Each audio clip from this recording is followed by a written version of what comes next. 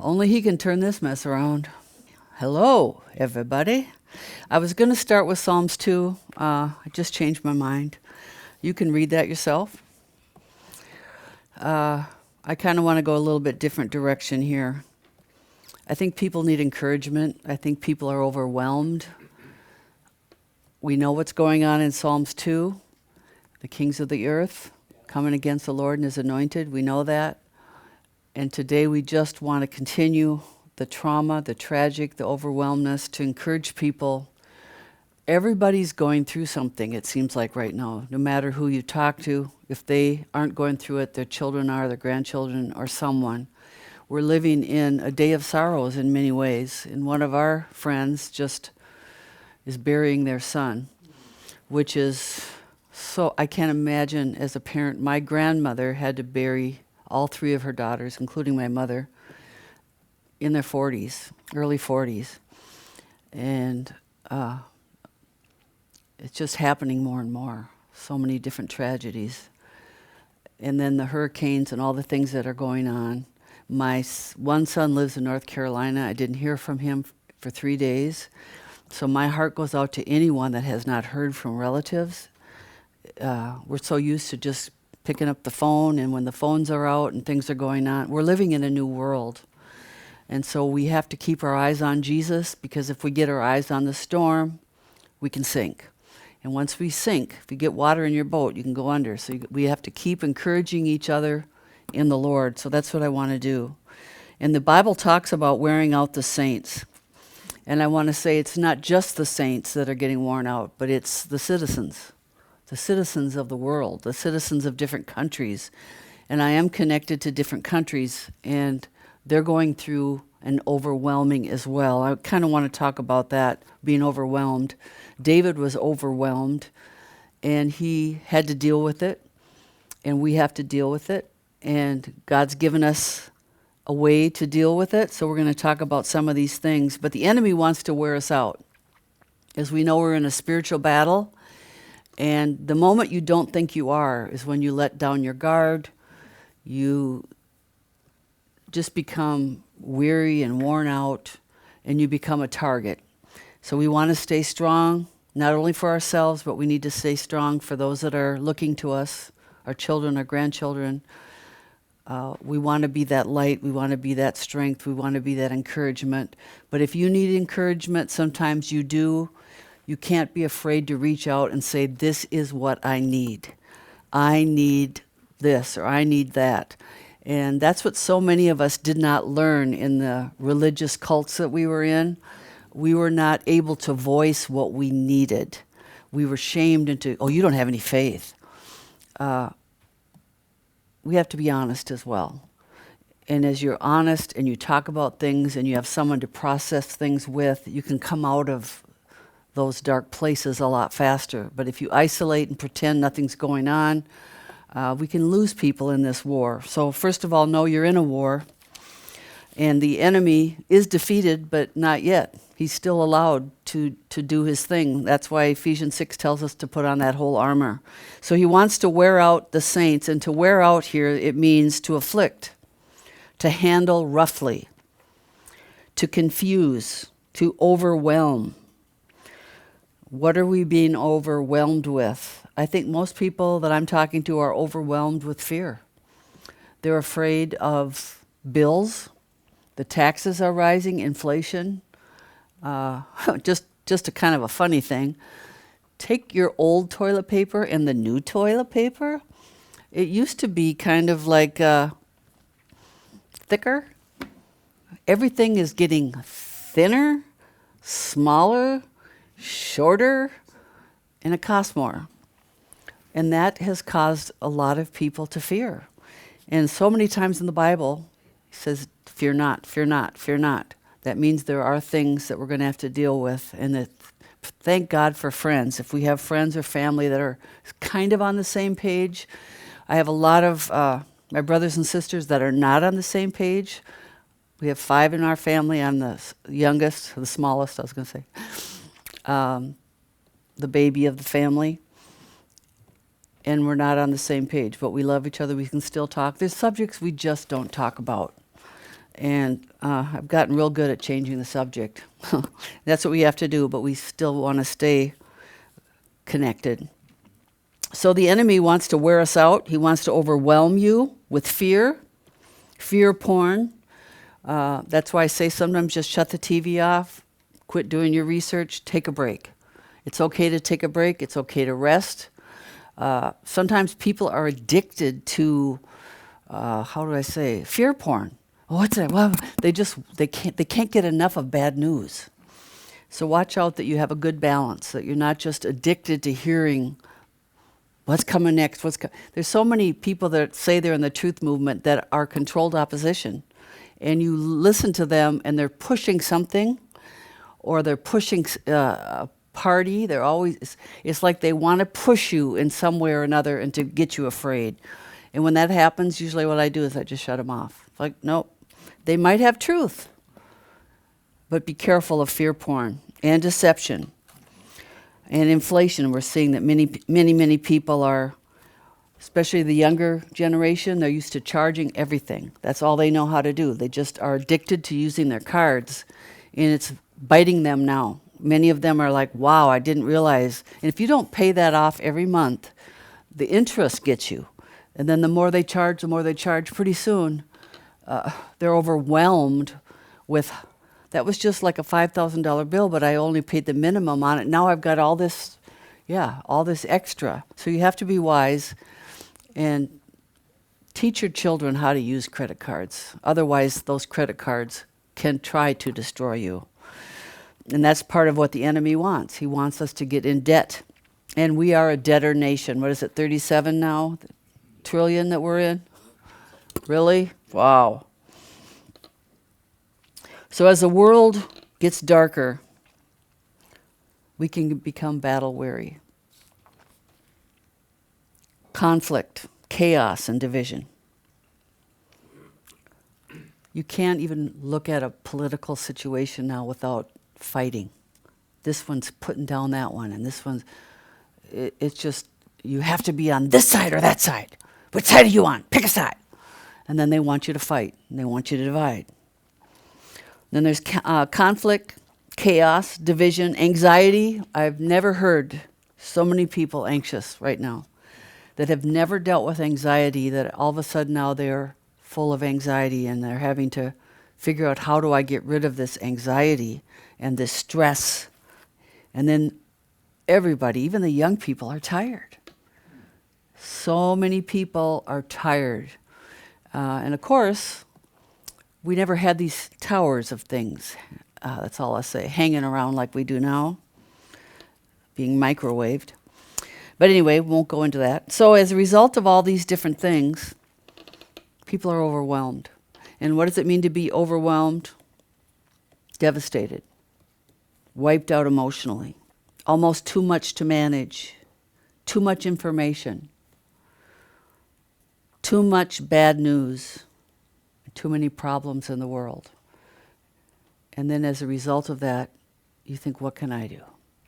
And you get overwhelmed. Well, this is not a new situation. David, we're going to go in a couple of his Psalms, he was overwhelmed. David was overwhelmed quite a bit, actually, in his life. But in 1 Samuel 30, this is a story when the Philistines captured their wives and their children of David's men. In verse 4, they wept until they had no strength left. They wept till they had nothing else to, they just couldn't cry anymore. The devastation, being overwhelmed, of losing their family. In verse 10, because of this overwhelm feeling and this panic and this fear and this grief, loss, 600 of them went after the enemy. But 200 of them were so overwhelmed through emotional shock, grief, and sorrow, they stayed with the stuff, the Bible says. And there's sometimes you have to say, someone else has to do this. It's okay to say, I can't do that anymore. There's a season that I have to take a break. And you have to know when you're overwhelmed, stressed out, full of anxiety, you have to know yourself well enough to say, okay, I'm staying with the stuff. You go fight this battle, you go to that meeting, you go here, you go there. Right now, I'm resting. I'm staying with the stuff. And staying with the stuff is also very important, right? In this world, 2 Corinthians 4:4, Satan's the god of this world. We face sorrow, we face loss. Something has ended and is permanently gone.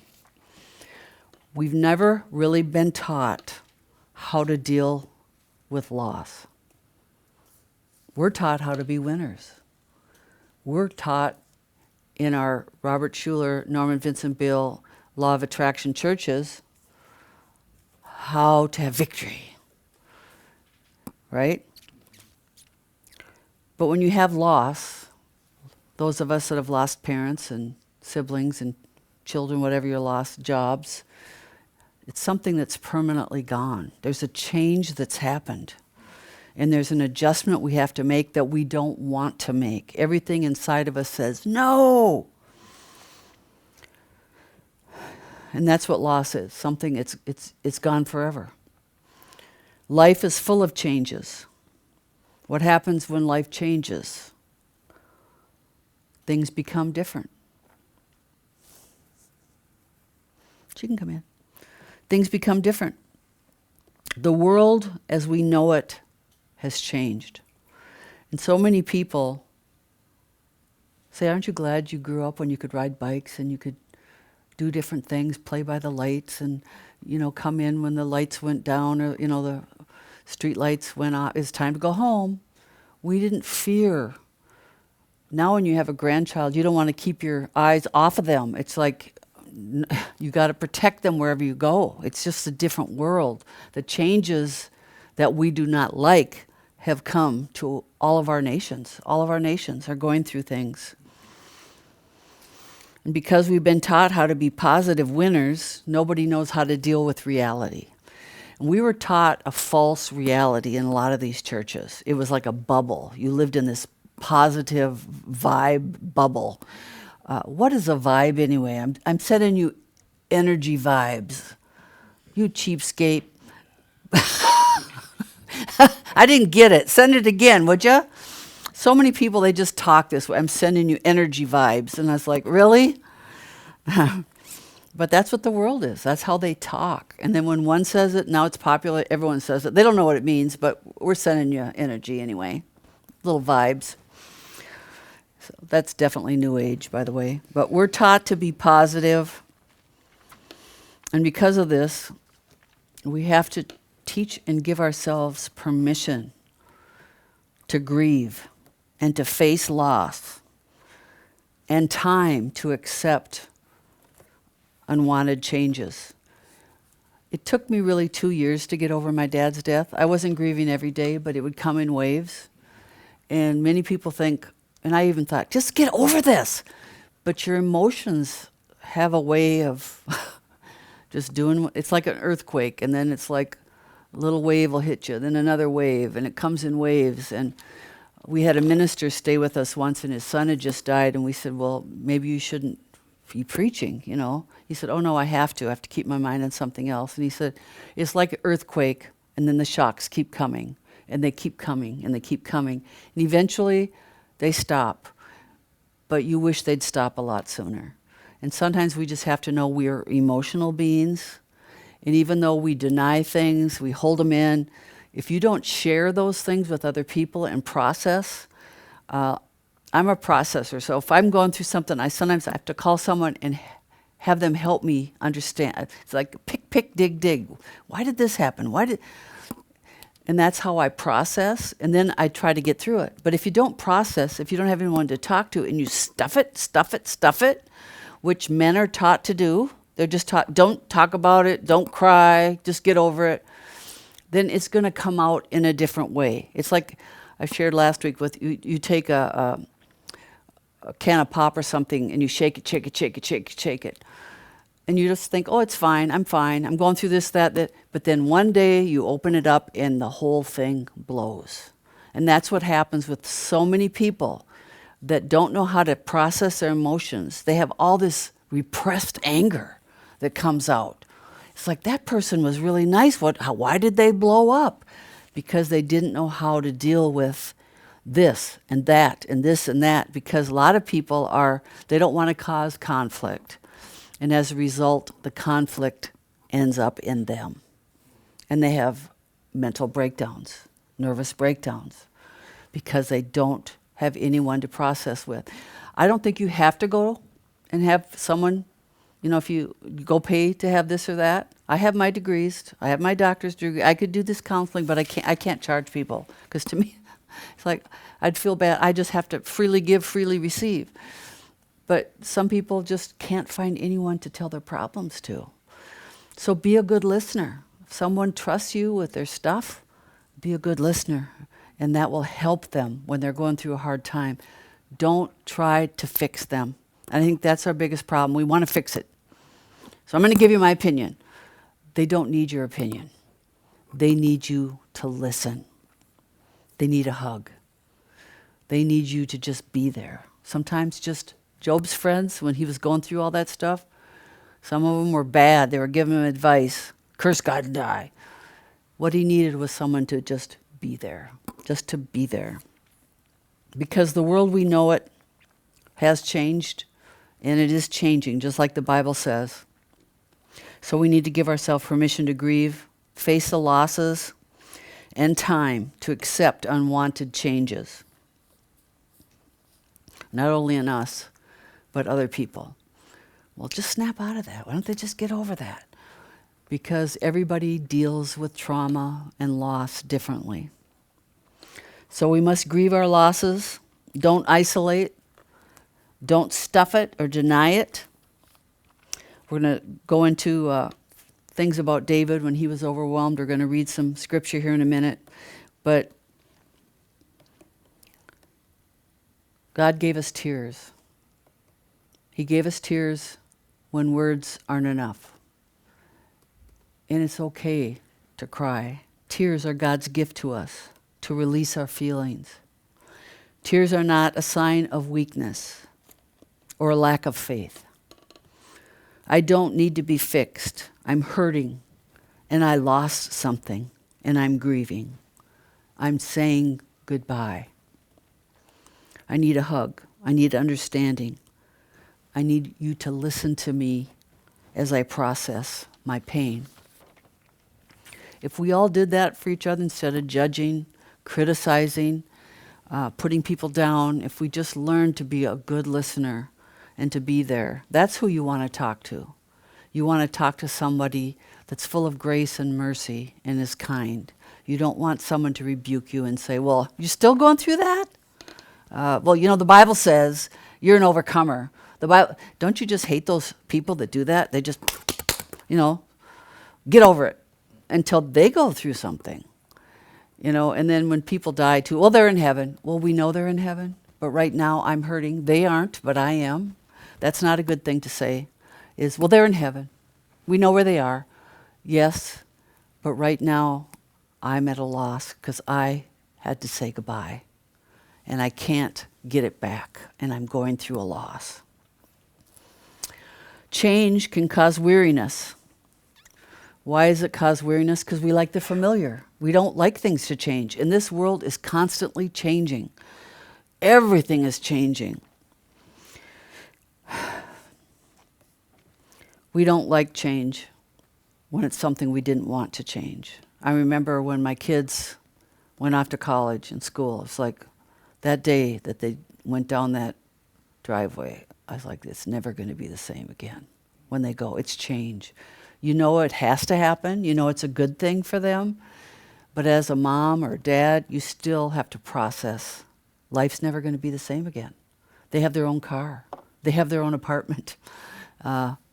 Now they have a girlfriend. Now, as a mom, you're being replaced by another woman or another man. They don't come to you, Mom, like they used to. Some wives are really insecure and they won't let you go to your mom. Others are very secure and they love it. They love the family. It doesn't. Be careful who your sons marry. Be careful who your daughters marry, because it can change your whole family dynamics. But they don't usually want your opinion anyway. So you got to deal with that. And people are weary. The state of being tired, worn out, mentally fatigued. Another thing I'm hearing a lot of is people are not sleeping well. People used to be able to just go to sleep. Now it's like they're up and they can't get back to sleep. And then you're tired all day. You become overwhelmed. And we're like a battery. We feel all used up over things we can't control. It comes from weariness, comes from disappointments, continual waiting.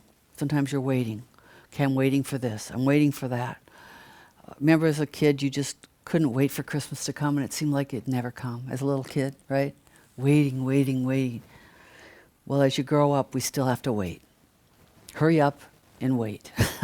Hurry up, hurry up. And then you get in the car, and then it's a traffic jam, and you got to sit, you got to wait. People get weary driving cars. Wow, people's driving has just went nuts, hasn't it? People are getting weary. Sometimes we get overwhelmed by people. Some people in your life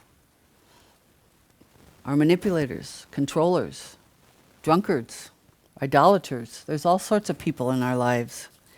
And you're overwhelmed by the people and then also your responsibilities. I thought I paid that bill. Oh, here's another one. Now they're raising this.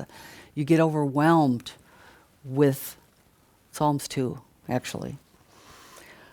And citizens are really feeling this from their so-called governing powers.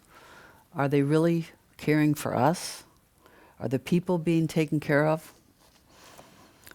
It's an overwhelming feeling that things aren't the way you thought they were. Jesus in Mark 14:33 through 35, he shows us a key how to deal with bad storms, situations. When he was going to the cross, he was overwhelmed, I'm sure. He said a lot of things. And the first thing he did, he was honest how he felt. He didn't just say, oh great, this is a good day, I'm going to die, hallelujah. No, he even said, Father, if it be your will, let this cup pass from me, but not my will, your will be done. He was honest how he felt. He talked to his friends. And he prayed and took his burden to the Father. And that's the thing we have to do. Get alone. Sometimes people don't like to bring their burdens before other people. Get your time with God and give him your burdens. Pour out your heart before him. Sometimes that's what you need to do because we're carrying things we can't fix. Only God can, and we have to, like Jesus did right there, he gave it to the Father. He gave this whole burden to the Lord to show us this is what we need to do in our times of being overwhelmed, weary, discouraged, stressful, full of anxiety. I want to talk just a minute here before we get into the Psalms I want to talk about being a victim. This is another thing that churches don't like to deal with. They don't like to deal with situations and people that are messy. But I just want to tell you, everybody's a little mess because no one's perfect. Everybody's got situations, families, different things in their life. But the word victim comes from the Roman temples where the animals were sacrificed on an altar, and they called that animal the victima. When we use the term victim, somebody has been sacrificed on the altar of someone else's selfishness, somebody else's greed, someone else's lust. I remember when I shared this years ago about victims, a girl came up to me afterwards and she said, my grandfather has raped me. And she had the strength and the courage after this message. She went and confronted him after this. It was just like, wow. You just don't know what other people have really went through. I remember praying for an 80-year-old grandma. She said, I was raped and I've never told a soul. You're the first person I've told. People are so afraid to share their victimization because you're going to judge me. And as a result, people have wounds that they've never given to the Lord or gotten help from because the church doesn't know how to help people. Churches we'd go to, if something's wrong with you, you don't have any faith. So why do you want to go to someone that's going to condemn you and put you down, right? So people end up hurting and they don't know even how to ask for prayer. We should be welcoming. We should be kind and let people share their traumas and be a safe person. An example of this victimization is King David's daughter,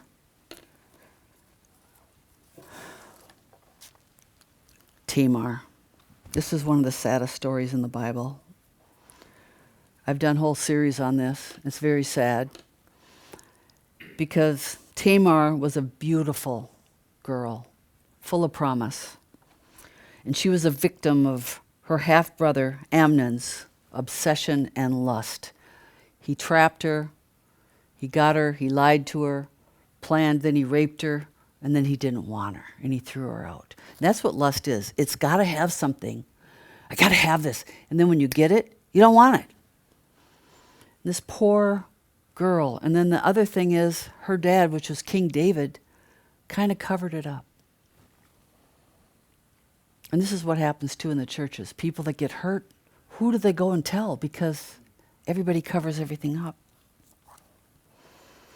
She was a victim of Amnon's selfish lust. Then David did nothing to the abuser. That's why Absalom got mad and took care of it. That was another one of her brothers. That whole story is in 2 Samuel 13, 1 through 22.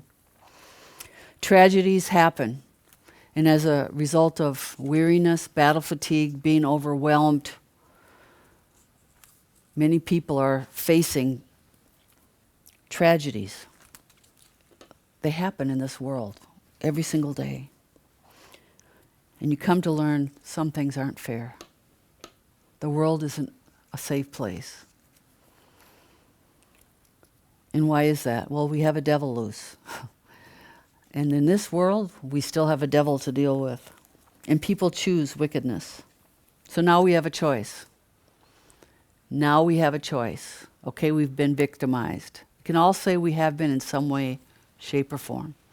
We've been victimized. We've been overwhelmed. We've been traumatized. We've been weary. We're discouraged, fatigued. Once you've had these kind of situations happen to you, which we can all tell stories, we could all write books, we have a choice to make.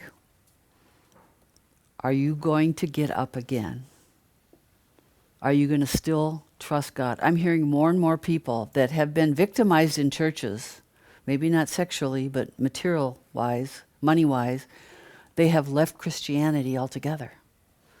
That's a choice. We all could have made that choice when we saw that some of the things they were teaching was wrong.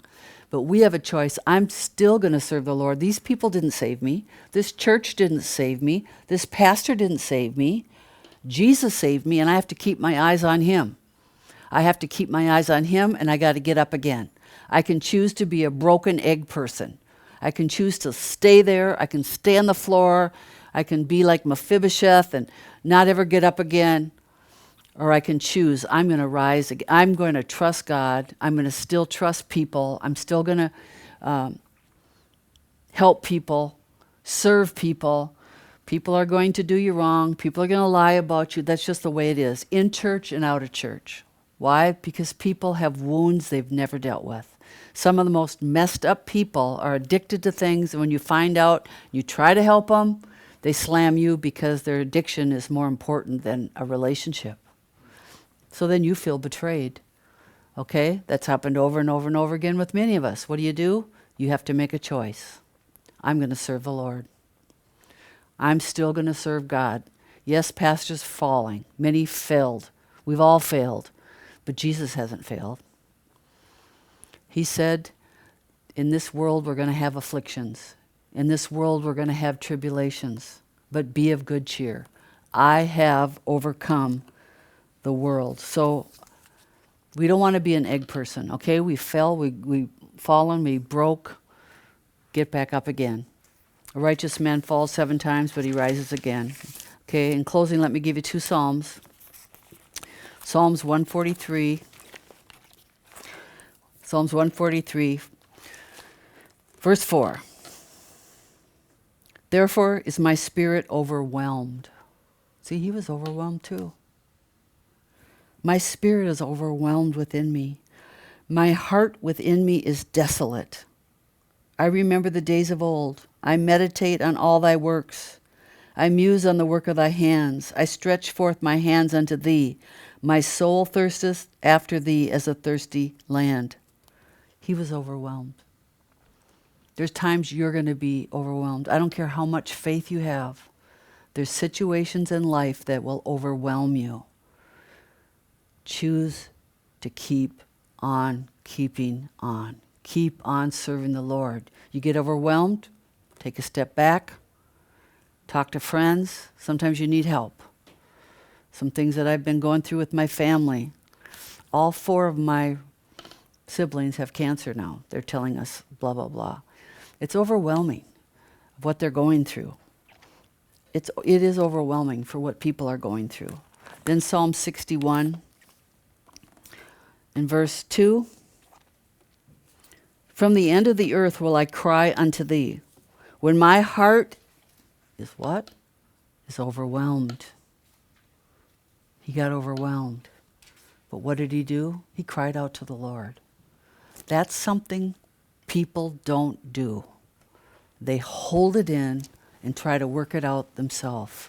And as a result, they suppress their emotions. Sometimes you got to get on your face and just cry it out. Something bad, sometimes something I can feel, it's like, okay, time to go pour out my heart to the Lord, because no one else can help you. He is there. He said, I will be your refuge. Lead me to the rock that is higher than I. I love that. That was a song. When my heart is overwhelmed, lead me to the rock that's higher than I. Lead me to that rock, because we have to keep our eyes on him and not the storm. This is our temptation. Keep your eyes on him even in the midst of the storm. Psalms 46, 1 through 2. God is our refuge and strength, an ever-present help in trouble. He knew we were going to be in trouble in this world. Therefore, we will not fear. The biggest battle we're going to have to do is keep having faith and not fear. The enemy uses fear as a weapon. He's weaponizing so many things right now. We still have to trust God. Psalms 91, verse 14 and 15. Because he loves me, the Bible says he's going to rescue me. Some of us need rescuing. There's a time in my life I was just crying out, Lord, if you've been under narcissistic abuse, which I have been, many of you have too, you don't even know how much healing you need because you've gotten used to the abuse. But then you cry out to God and he brings you people in your life that will not abuse you. Because he loves me, I will rescue him. I will protect him. You say, well, why did it happen anyway? I was trusting you. I thought I prayed and this happened, this happened. You know, there's a lot of things I wish I could just say, that's why, but that'd be a lie. There's some things we're not going to know. We're just not going to know. And sometimes we have to be satisfied with not knowing. I trusted you, Lord. I thought that was you. I guess it wasn't. But thank you for, it wasn't God, it wasn't spirit-led, but it was spirit-used. God used it anyway. He didn't lead us into it. We thought it was him. We made some mistakes, but he's going to use it. Now we can help other people where we missed it. We will call on him, and he's going to answer us. And he said, I will be with him in trouble. Sometimes when we're discouraged, overwhelmed, read Psalms 91. And the other favorite psalm of mine is Psalms 37. Sometimes just let that word wash over you and bring a refreshing to you. There's something about the Bible the devil doesn't want you to read. He doesn't want you to open it. He doesn't want you to read it. He doesn't want you to believe it. He's bringing out all these new translations to water this down, water that down, because there's power in it, and it refreshes you. And you might be overwhelmed, and then you start seeing, you know, God helped me before when I didn't think there was a way out of here. Here he comes. He said, I'll be with you in trouble. So, Father, we thank you for encouraging people, just a word to encourage people that are overwhelmed, that are weary, that are discouraged, that you're with us. You're with us in our trouble. Next week, maybe this cloud will lift. Maybe not, but sooner or later, Father, we thank you, the sun will shine again. Many people have lost their homes. They're devastated. They're going through so much right now in North Carolina and Florida and all those different states, Georgia, Tennessee. Lord, we just pray for them. We pray for help to come to them. We pray that you rescue them. And Father, only you can do it. Only you can do it and help those children that have lost their parents in these floodwaters. It's beyond us to even comprehend what's really going on because the news isn't covering all of it. So we put this burden in your hands, Lord. We just thank you and give you praise for your grace, your mercy, how you've been merciful to us when we did not deserve any mercy. And help us forgive people, Lord, that there wouldn't be something in our heart that we put other people down because we think we're better than them. We elevate ourselves over them, where you died for us all. In all these things, we give you honor, we give you praise, and we thank you. You are our refuge in time of trouble. When we are overwhelmed, we will cry unto thee, for you are a rock and you are a refuge. In Jesus' name. To watch Roberta's messages, you can see her on YouTube at Roberta Morrison. Roberta Morrison 2, the backup channel. Living in His Presence Church on Rumble. And at the livinginhispresence.org website, where you can see all the messages and download them as free audio MP3s. If you would like to contribute to this ministry, go to the main webpage, and on the top right is a Give button. Thank you, and see you next time.